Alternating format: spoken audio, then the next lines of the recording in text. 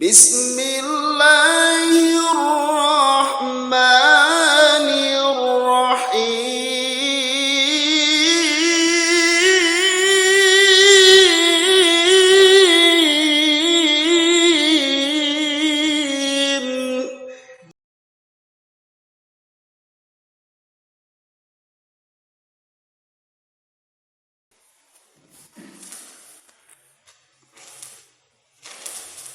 Assalamualaikum warahmatullahi wabarakatuh.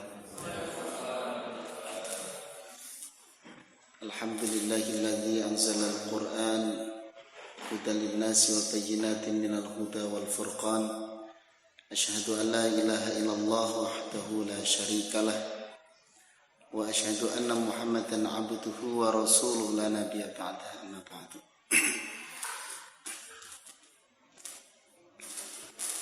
Bapak-bapak yang dimuliakan Allah, alhamdulillah pada kesempatan malam hari ini kita bisa berjumpa, bisa bermuajahah ya.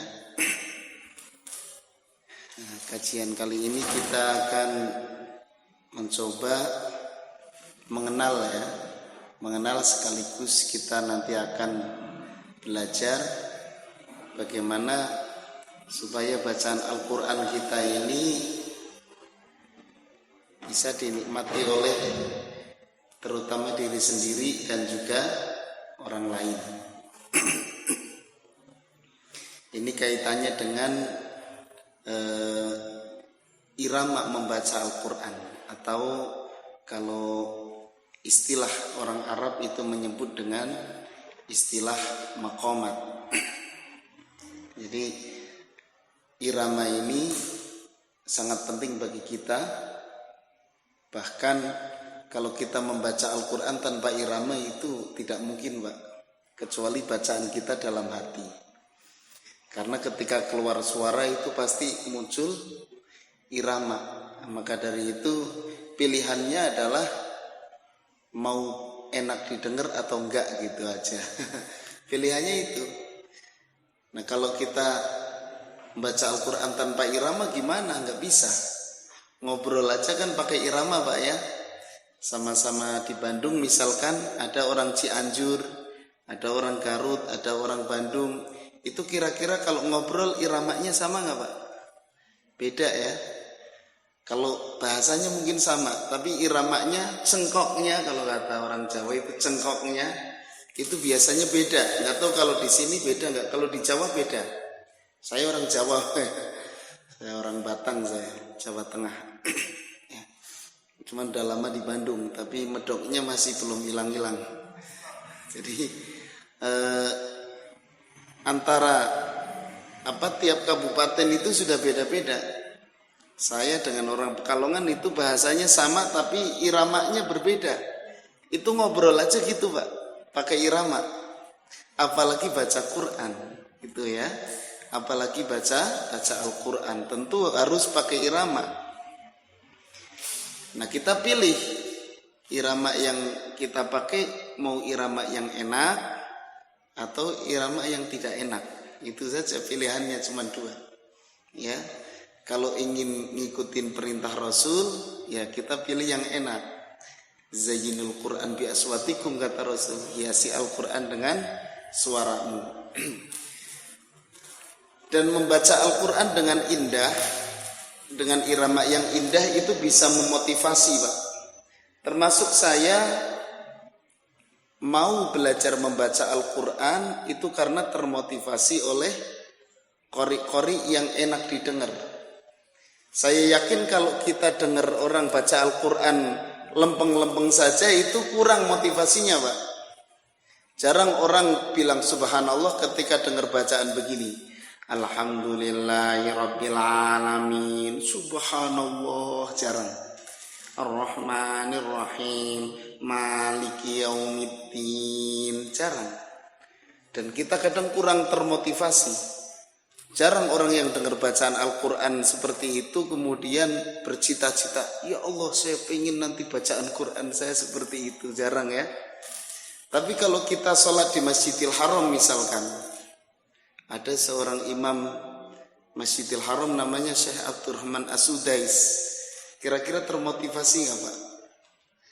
Alhamdulillahi Rabbil Alamin Ar-Rahmanir Rahim Maliki Yaumiddin. Kurang lebih gitu. Itu suratnya Ali Imran aja kita betah Pak ya. Kalau sholat di Indonesia kadang suratnya Al-Ikhlas udah gak betah rasanya. Surat pendek terasa panjang. Kalau di Mekah surat panjang terasa pendek Pak.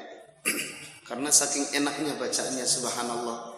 Saya betah Pak sholat di sana. Itu sekali sholat itu sekitar berapa ya, satu rakaat itu mungkin 10 menit 15 menit ada. Tapi enak terus ya. Rasanya masih kurang gitu. Padahal bacaannya sudah panjang-panjang. Itu pengaruh dari bacaan yang bagus, kemudian irama yang bagus. Nah memang dalam membaca Al-Quran itu kalau saya amati ada beberapa tipe pembaca Al-Quran Pak. Ada orang yang bacaan Al-Qurannya itu seperti imam-imam Masjidil Haram, bagus bacaan dan juga bagus irama. Ya, bacaannya bagus, kemudian enak didengar Pak. Kalau kita dengar kan, kalau sholat di sana di Nabawi itu kan enak Pak ya. Alhamdulillahi Rabbil Alamin Ar-Rahmanir Rahim Maliki Yaumiddin Iyyaka na'budu wa iyyaka nasta'in Ihdinas siratal mustaqim. Kurang lebih begitu. Itu enak bacaan dan enak iramanya. Kemudian yang kedua yaitu ada orang yang enak bacaannya doang. Bacaannya bagus tapi iramanya kurang. Alhamdulillahi Rabbil Alamin Ar-Rahmanir Rahim Maliki Yaumiddin. Itu tahsinnya sudah benar itu bacaannya. Yang 2 harokat udah dibaca 2 harokat ya. Tapi lempeng-lempeng saja. Kemudian tipe yang ketiga bagus iramanya doang Pak, ada. Iramanya bagus tapi bacaannya rusak, itu ada. Alhamdulillahi Rabbil Alamin.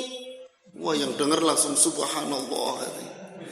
Padahal itu yang belajar tahsin pegel itu dengarnya.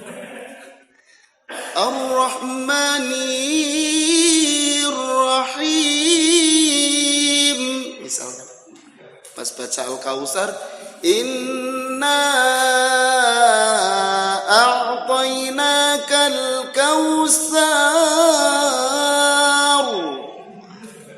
Kalau orang yang nggak ngerti bacaan, wah nikmat sekali katanya, karena suaranya bagus, iramanya bagus, tapi nggak sadar kalau bacaannya ternyata kacau ya.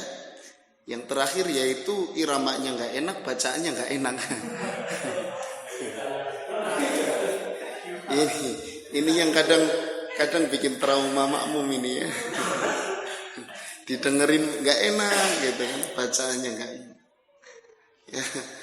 Qul ya ayyuhal kafirun la a'budu ma ta'budun. Itu pegel ya didengerin. Itu bacaannya kacau, kemudian didengerin gak enak. Nah kira-kira kita masuk kategori yang mana dari 4 tipe ini? Ya. Nah itu di Bandung sempat ramai metode tahsin waktu itu. Ya sampai sekarang. Itu kalau saya amati yang dipakai adalah irama Pak. A'udzu billahi minasyaitonir rajim. Kurang lebih gitu. Itu disebutnya metode tahsin ya. Padahal yang namanya tahsin itu kan membaguskan bacaan Al-Qur'an. Kalau seandainya saya baca gini, a'udzu billahi minasyaitonir rajim. Tahsin enggak? Itu sudah tahsin. Tapi kalau kita sebut a'udzubillah, baru kita nyebut ini tahsin. Padahal itu bukan apa namanya? Itu bukan irama tahsin, tapi mengambil satu irama dipakai untuk metode tahsin. Namanya tahsin kan yang penting bacaannya bagus. Cuman yang menarik itu iramanya. Maka dari itu malam hari ini kita akan kupas tuntas tentang irama itu seperti apa. Itu Pak ya. Saya belajar irama dari kecil Pak. Sebelum bisa baca Quran saya sudah belajar irama dulu. Belum bisa baca Quran saya sudah belajar irama. Belum sekolah dulu. Di kampung ada ustadz yang ngajar irama. Waktu itu saya masih ingat surat yang dibaca itu surat Al-An'am. Man jaa'a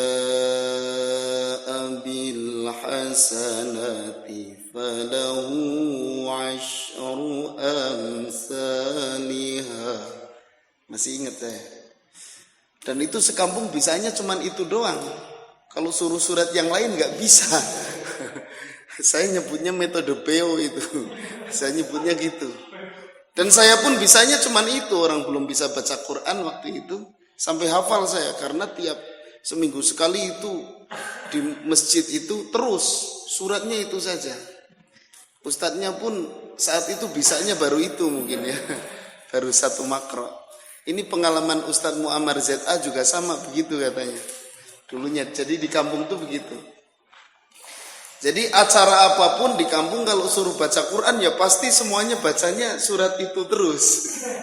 Meskipun ganti orang bacanya itu lagunya seperti itu. Makanya saya sebut itu metodenya metode beo. Jadi beo itu karena saking sering dengar akhirnya hafal. Ya, tapi nggak ngerti gitu. Nggak ngerti. Nah itu. Kemudian pembagiannya apa saja?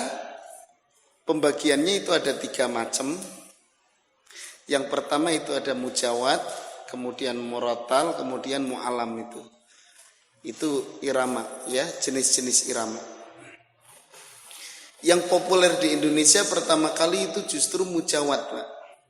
Dulu kita ketika mau belajar irama kita udah takut duluan. Karena yang terbayang oleh kita adalah mujawad. Suaranya harus bagus, harus melengking, ya, tinggi, panjang nafasnya, ya. Pokoknya kalau sudah aki-aki mah la yamutu wa la yahya we pokoknya. Wah, enggak kuat pokoknya. Tinggi kayak Ustadz Muammar itu, mujawad. Atau disebut dengan kalau orang Sunda nyebutnya kuro, ya. Sahanu kuro gitu kan. Nah itu mujawad yang terbayang oleh kita ketika mau belajar irama. Kita sudah ketakutan duluan karena suara kita nggak bisa tinggi, nggak bisa rendah gitu Pak ya. Kalau mujawad itu kan harus bisa rendah, harus bisa tinggi, harus bisa nada sedang. Dan tipe suara orang itu ada yang tinggi nggak bisa rendah, ada yang rendah doang nggak bisa tinggi, ada yang nggak bisa rendah nggak bisa tinggi. Itu biasanya orang yang lagi puber itu ya. Pengalihan suara dari anak kecil ke dewasa, ke suara dewasa itu biasanya gitu perubahannya.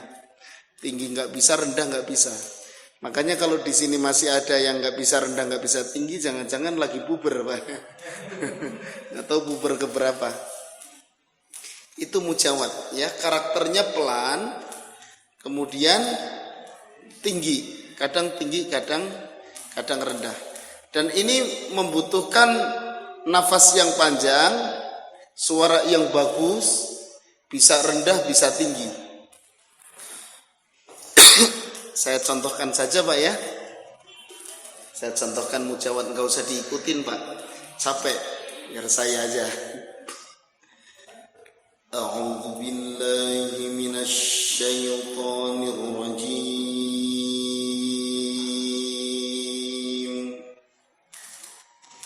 Jedanya juga lama Pak, itu istirahat dulu soalnya.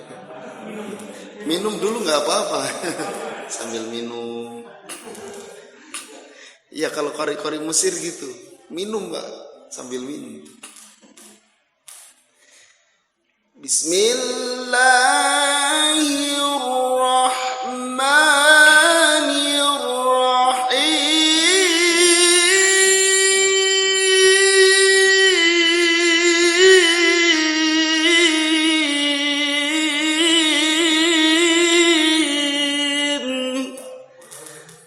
Kita paling Allah gitu doang. Pasrah ya. Dan kadang-kadang sampai pegang kuping gitu Pak. Ya. Surat apa Pak? Silakan. Qul ya ayyuhal kafiruna la a'budu ma ta'buduna wa la antum 'abiduna ma a'bud. Capek itu Pak. Yang dengernya juga ikut capek sebenarnya. Kadang ikut nyengir-nyengir yang denger, aduh kuat deh ya. Nyampe nggak ini nafasnya? Nah itu mujawad, itu yang sering dipraktekkan oleh qori-qori kita di Indonesia. Ya, qori internasional banyak di Indonesia, itu yang populer adalah mujawad. Dan ini biasanya orang Mesir Pak. Yang pertama muncul itu qori Mesir awal itu Syekh Mustafa Ismail. Dan di Indonesia dulu boomingnya mujawad. Jadi luar biasa ya. Karena kalau di Mesir itu memang banyak sekali syekh-syekh yang mengajarkan mujawad, sering melantunkan mujawad. Nah, di Indonesia sempat booming ya sampai sekarang. Sampai sekarang itu mujawad ini masih berkembang ya, masih terus berkembang. Cuman kalau mujawad ini tidak bisa dipakai untuk ngimamin sholat Pak. Kalau ngimamin sholat pakai mujawad itu makmumnya bubar. Ya. Bayangin bapak-bapak nanti qiyamul lail misalkan ya, imamnya pakai mujawad, kira-kira betah nggak? Itu kulhu saja itu sudah setengah jam itu. Ya. Al-Fatihahnya lama itu. Ya. Bismillahirrahmanirrahim. Saking enaknya bapak jadi makmum sampai lupa Allah. Alhamdulillahi Rabbil Alamin.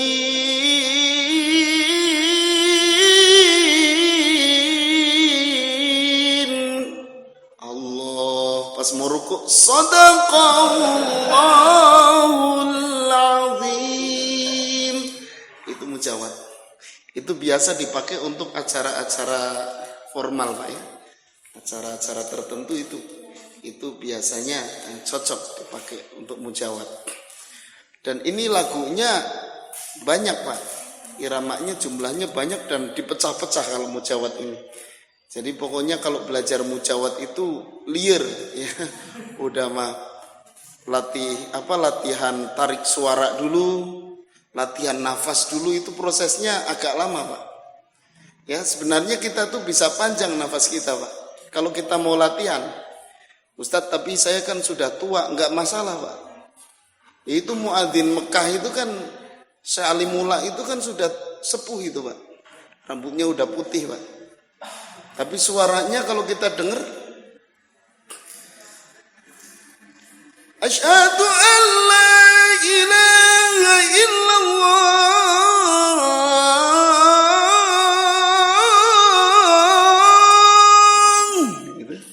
Itu Salimula itu sudah sepuh, rambutnya sudah putih, tapi suaranya kayak anak muda ya. Kalau kita kan anak muda suaranya kayak orang sepuh. Kebalikannya kalau kita. Suaranya kayak orang tua, pas dilihat masih muda. Hayya 'alas shalah.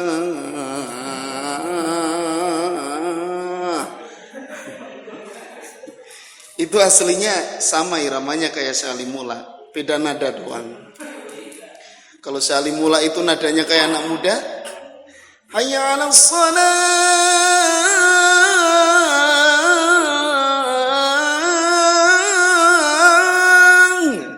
salah ambil nada rendah. Hayya 'alas shalah.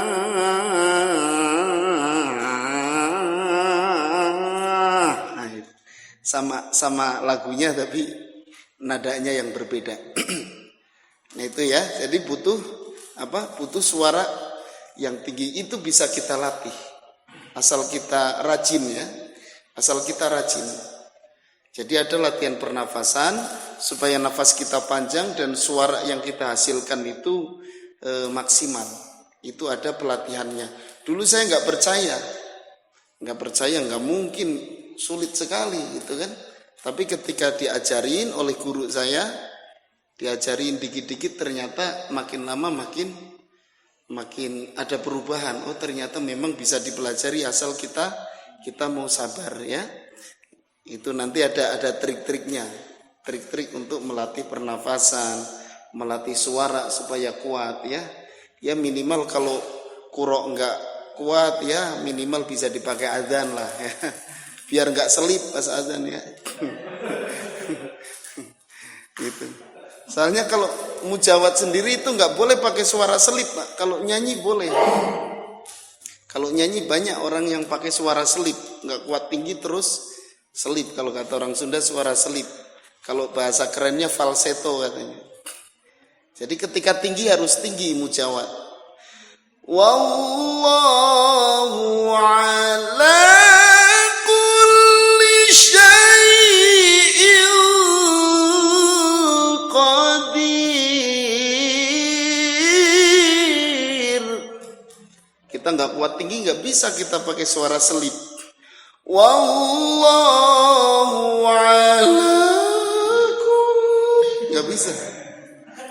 Atau direndahkan.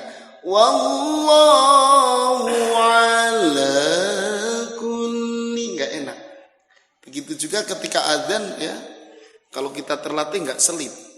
Soalnya kalau selip malu Pak ya. Udah adzan Jumat misalkan sholat Jumat. Hayya 'alas shalah. Selip itu. Kalau kita latihan suara enggak, insya Allah enggak ada selip suara ya. Itu mujawad. Kalau saya jelasin iramanya satu-satu mungkin waktu kita enggak cukup ya. Panjang sekali Pak. Soalnya irama itu kan jumlahnya ada 7. Nah mujawad ini dari 7 itu setiap lagu itu, setiap irama dipecah lagi. Ada bagian-bagiannya. Terus ya dipecah lagi, makanya itu kadang-kadang bikin kita pusing, ngafalin namanya, ngafalin iramanya, belum latihan nafasnya, belum kalau pas teriak itu wajahnya jadi merah gitu kan, yang putih ya jadi merah, yang hitam jadi biru terong gitu kan, wah tambah pusing.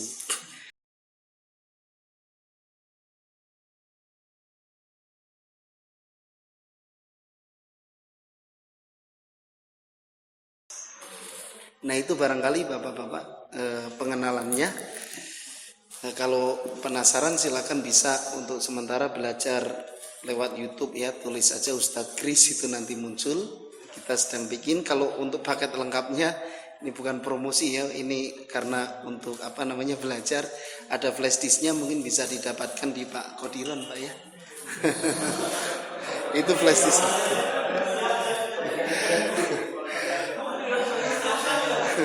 Ini yang season 1 Pak, jadi masih naik datar turun. Naik datar turun ya, masih naik datar turun. Itu bisa flash disknya baru jadi yang season pertama. Nanti season kedua dan seterusnya itu sampai lancar. Cuman tetap bertahap dari season 1 dulu. Sementara belinya yang season 1 dulu. Nanti season 2 udah jadi, beli yang season 2 gitu aja. Terus ya. Nah itu Pak, itu untuk belajar insya Allah mudah-mudahan dipermudah ya, mudah. Nah, cuman memang lebih ini lagi di samping itu kan cuman alat bantu saja Pak, rekaman, kemudian suara gitu, YouTube, kemudian apapun itu cuman alat bantu kita untuk membantu saja. Tapi kalau lebih supaya lebih paham lagi memang harus secara langsung. Nah itu untuk supaya tidak lupa. Kan gitu Pak ya, kita kan tipenya gitu. pura-pura nyampe rumah, keluar masjid aja udah lupa lagi iramanya gitu kan. Makanya biasanya kalau peserta saya sarankan untuk membawa alat perekam supaya ketika lupa putar lagi, nggak bawa alat perekam baru 2 irama saja belum sampai keluar masjid udah lupa. Tadi Bayati sudah diajarin, kasih jiarka, suruh Bayati lagi, jiarka yang nempel susah balik lagi. Nah itu apa namanya irama-irama untuk membaca Al-Quran. Ya, waktunya sudah habis saya mohon maaf. Insyaallah mudah-mudahan bisa apa namanya memotivasi kita untuk semakin semangat mempelajari Al-Quran, karena irama Al-Quran, irama seperti ini keindahannya di atas segala keindahan. Mau nyanyian apapun ya saya lihat masih bagusan ini. Makanya banyak qori yang ngajinya bagus suruh nyanyi pasti lebih bagus. Orang yang nyanyinya bagus suruh ngaji belum tentu bagus.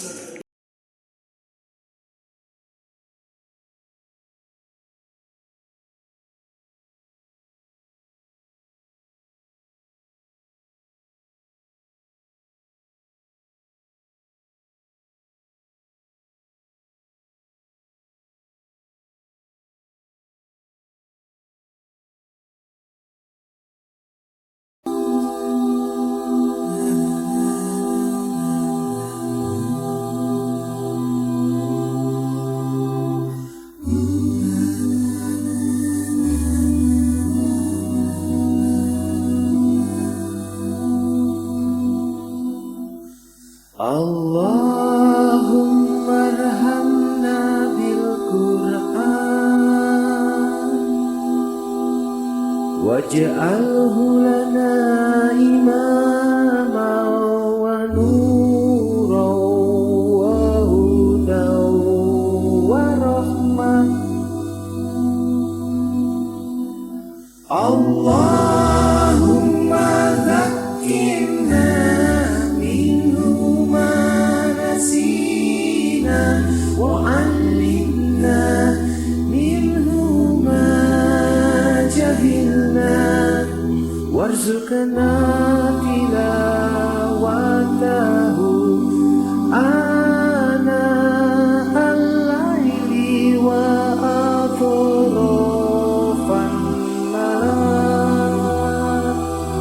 واجعله لنا حجة يا